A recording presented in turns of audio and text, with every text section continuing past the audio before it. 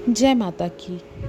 आज हम आपके आगे माँ दुर्गा का पाठ या दुर्गा कवच इसे कहते हैं, वो हम आपके आगे सुनाने जा रहे हैं। इस कवच के सही उच्चारण करने से ही या सिर्फ सुनने मात्र से ही हमारे इर्द गिर्द एक सुरक्षा कवच निर्माण हो जाता है, जो किसी भी प्रकार की नकारात्मक ऊर्जा से हमारी रक्षा करता है।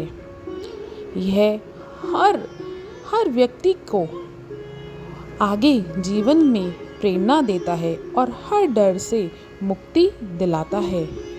यदि किसी के भी घर में बुरी शक्ति या कोई संकट, दुख, कलेश भरे हुए हों, तो वह यह दुर्गा कवच का पाठ नित्य करे, रोज सुने। सिर्फ ये दुर्गा कवच सुनने मात्र से ही आपके सारे कष्टों को मुक्ति मिल जाएगी। जय माता की। आइए आगे हम दुर्गा कवच प्रारंभ करते हैं। दुर्गा मैया की जय। श्री दुर्गा कवच। ओम नमः चंडिकाय नमः। मार्कंडे ऋषि बोले, हे पितामह, आप हमें कोई ऐसा परम गुप्त साधन बताइए जिसके द्वारा मनुष्य की सभी प्रकार से रक्षा हो, और आपने अभी तक यह किसी को ना बताया हो। ब्रह्मा जी बोले, हे विप्रवर, इस प्रकार का साधन तो परम पवित्र एवं परम गुप्त देवी जी का कवच ही है। इसी से प्राणी मात्र का कल्याण है एवं सब प्रकार की रक्षा भी है। आइए सुनिए। देवी जी के 9 मूर्तियों के नाम इस प्रकार से हैं। पहली शैलपुत्री, दूसरी ब्रह्मचारिणी, तीसरी चंद्रघंटा, चौथी कूष्मांडा, पांचवी स्कंद माता, छठी कात्यायनी, सातवीं कालरात्रि, आठवीं महागौरी और नवी सिद्धियात्री है। जो मनुष्य अग्नि में जल रहा हो, युद्ध भूमि में शत्रु के मध्य फंस गया हो, अथवा घोर से घोर संकट से ग्रस्त हो, वह मनुष्य भगवती की शरण में पहुंच जाए, उसके घोर से घोर संकट भी नष्ट हो जाते हैं। रण में कोई भी अमंगल नहीं होता, कोई आपत्ति ही नहीं आती, शोक, दुख, भय आदि कुछ भी नहीं होता। जो भक्ति भाव से देवी जी का स्मरण करते हैं, उनकी सभी प्रकार से उन्नति होती है। हे भगवती, जो भी आपका स्मरण करते हैं, निसंशय आप उनकी रक्षा करती हो। प्रेत की सवारी करने वाली चामुंडा देवी है। वाराही मेष पर, ऐन्द्री हाथी पर, वैष्णवी गरुण पर, माहेश्वरी बैल पर, कुमारी मोर पर और लक्ष्मी देवी कमल के आसन पे विराजमान है। श्वेत रूप धारण करने वाली, वृषभ के वाहन वाली ईश्वरी देवी है। हंस पर चढ़ी हुई, सभी आभूषणों से भूषित ब्राह्मी देवी है। इस प्रकार अनेक प्रकार के रत्नों से विभूषित सभी योग शक्तियां ये संयुक्त सब माताएं हैं। सभी देवियां क्रोध रूप रथों पर सवार होकर दर्शन देती है। ये शंख, चक्र, गदा, शक्ति, हल, मूसल, खेटक, तोमर, परशु, पाश, कुंत, त्रिशूल, उत्तम, शौग, धनुष इत्यादि अस्त्र शस्त्र दैत्यों के शरीर नाश के लिए, भक्तों को अभय देने के लिए, देवताओं के लिए धारण करती है। हे महारौद्र, हे महाघोर, पराक्रम वाली, महाबल तथा महा उत्साह वाली, घोर से घोर भय को विनाश कर देने वाली देवी, आपको कोटि कोटि प्रणाम। माँ, आपको नमस्कार है। हे देवी, आपके दर्शन कठिन है। शत्रुओं के भय को बढ़ाने वाली, हमारी रक्षा कीजिए, हमारी रक्षा कीजिए। पूर्व दिशा में हमारी रक्षा ऐन्द्री देवी करे। अग्नि कोण में अग्नि देवता, दक्षिण में वाराही, नैत्री कोण में खगधारिणी, पश्चिम में वारुणी, वायु कोण में मृगवाहिनी, उत्तर में कुमारी, ईशान कोण में शूलधारिणी, ऊपर ब्रह्माणी एवं नीचे वैष्णवी देवी रक्षा करे। इस प्रकार शव वाहिनी चामुंडा देवी दसों दिशाओं में हमारी रक्षा करे। जया हमारे आगे की, विजय हमारे पीछे की। बायुर अजिता, दायुर अपराजिता रक्षा करे। उदोतनी हमारे शिखा की, उमा हमारे मस्तक पर विराजमान, मस्तक की मालाधारी बोहो की यशस्विनी बोहो के मध्य में त्रिनेता नासिकाओं की, यम घंटा देवी नेत्रों के मध्य में, शंखिनी कानों की, द्वारवासिनी कपोलों की, कालिका कानों के मूल देश की रक्षा करे, शांकरी हमारी रक्षा करे। नासिका की सुगंधा, ऊपर होठों की चर्चिका, नीचे होठों की अमृत कला एवं जीवा की हमारी सरस्वती देवी हमेशा रक्षा करे। दांतों की कुमारी, कंठ की चंडिका, गले की चित्र घंटा, तालु प्रदेश की महामाया रक्षा करे। चिबुक की कामाक्षी, वाणी की सर्व मंगला, ग्रीवा की भद्रकाली, पृष्ठ अस्थियों की धनुर्धरी रक्षा करे। कंठ के बाहरी भाग की नीलग्रीवा, कर्णनलिका की नलकूबरी, दोनों कंधों में खगनी एवं भुजाओं की वज्रधारिणी रक्षा करे। दोनों हाथों की दंडिनी, उंगलियों की अंबिका, नाखूनों की शूलेश्वरी, कुक्षों की कुलेश्वरी रक्षा करे। स्तनों की महादेवी, मन की शोक विनाशिनी, हृदय की ललिता देवी, उदर की शूलधारिणी रक्षा करे। नाभि की कामिनी, गुप्त इंद्रियों की गुहेश्वरी, लिंग की पूत कामिनी, गुदा की महेश्वनी हमारी रक्षा करे। कटी की भगवती, गुंठनों की विंध्यावासिनी, जंगाओं की महाबला देवी रक्षा करे। गुल्फों की नार संगी, पाव के तलवों की तेजसी, उंगलियों की श्रीदेवी और तलवों की तलवासिनी रक्षा करे। नाखूनों की दृष्टि कला, केशों की उर्ध केशवनी, रोम छिदों की कुबेरी और त्वचा की बागेश्वरी रक्षा करे। रक्त, मज्जा, वसा, मांस, अस्थियां एवं मैदे की पार्वती, अंतड़ियों की कालरात्रि, पित्त की मुक्तेश्वरी रक्षा करे। पद्म कोश की पद्मावती, कफ की चूड़ामणि, नाखूनों की तेज की ज्वालामुखी, सभी सिंधियों की अभेद्या देवी हमारी रक्षा करे। हे ब्रह्माणी, आप हमारे वीर्य की रक्षा करें। छाया की छत्रेशी और मन बुद्धि अहंकार की धन धारणी रक्षा करें। प्राणों की कल्याण शोभना, स्पर्श, रस, गंध, इन 5 इंद्रियों की योगिनी, सत रज तम की नारायणी सर्वदा रक्षा करे। आयु की वारही, धन की वैष्णवी, यश एवं कीर्ति की लक्ष्मी तथा धन विद्या की चक्रिणी रक्षा करे। इंद्राणी हमारे गोत्र की, इंद्राणी हमारे गोत्र की, चंडिका हमारे पशुओं की, महालक्ष्मी हमारे पुत्रों की एवं पुत्रियों की, भैरवी भाया की रक्षा करे। हमारे पद की सुपथा, मार की शेम शक्री, राजा के दरबार में महालक्ष्मी एवं सभी दिशाओं में स्थित होकर विजय हमारी रक्षा करे।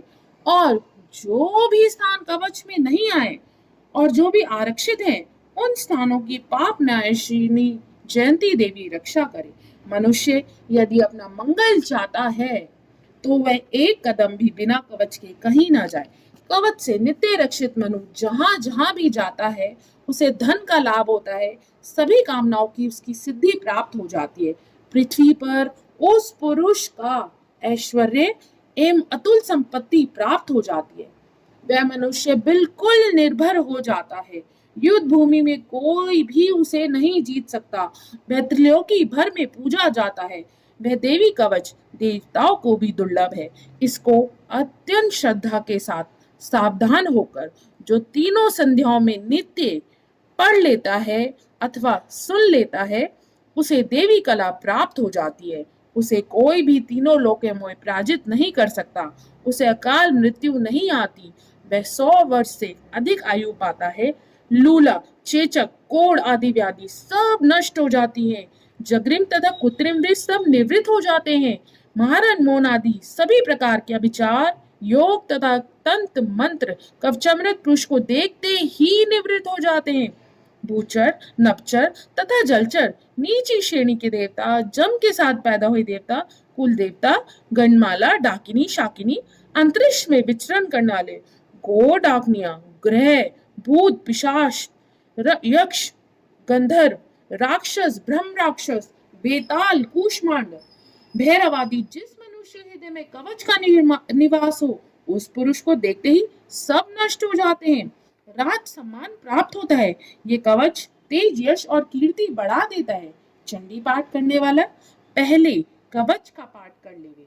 जब तक पर्वत वन कानून के साथ पृथ्वी टिकी हुई है तब तक ऐसे पुरुष की संतति इस पृथ्वी पर टिकी रहती है। कवच के पाठ करने वाले को देहांत होने पर महामाया की कृपा से देव दुर्लभ परम स्थान की प्राप्ति होती है। सुंदर रूप को पाकर वह सदा शिव के साथ आनंद पाता है। इति देवी कवच समाप्तम। बोलो दुर्गा मैया की जय। आइए अगला स्तोत्र प्रारंभ करते हैं।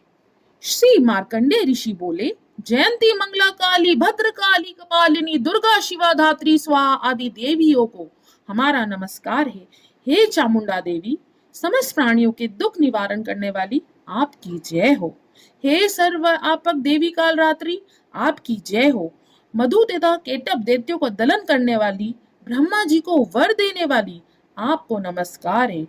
हे देवी, आप हमें सुंदर रूप दो, जय दो, यश दो, काम क्रोध आदि शत्रुओं का नाश करो।